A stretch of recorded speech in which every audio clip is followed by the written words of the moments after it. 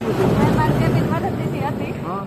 Road નીકળો ને road વાળા ભાઈ કહે છે અહીંથી કેબિન લઈ લો, તો મેં અહીંથી કેબિન લઈને મામી મૂકી. બરોબર, અને આ ચા વાળા ભાઈ એમ કહે છે કે તમે ત્યાં મૂકો કેબિન. બિલ્ડરે મને કીધું જંગલમાં જાવ, તો અમે વળતા ત્યાં બરોબર, આ ભરવાની કેબિન ઊંચા છે, અમે બધા નીચે માણસ, તો અમને બિલ્ડરે વાંચવાનું કીધું, તો ત્યાં કેમ વાંચવું જંગલમાં? બાઈ માણા એકલા, બાઈ માણા થોડાક થાય, એ તો આદમી છે, તો આદમીને મોકલી જાય.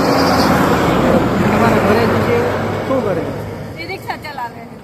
બરોબર, તો દુકાન તમે જ હકાવો એવું? દુકાન હું જ બેહું રાખવાની.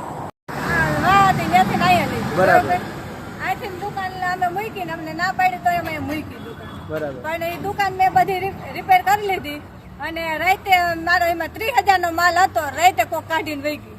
બરાબર, અને મારું ઓપરેશન વાળું શરીર છે, મારા ઘરવાળા એકલા કામે છે, એને 500 રૂપિયા હાજરી આવે છે, એકનું શું હાલે આ મોંઘવારીમાં? મારી ઉપર કે દુકાન ઉપર કઈ થાય તો આ સરકાર જવાબદારી લે.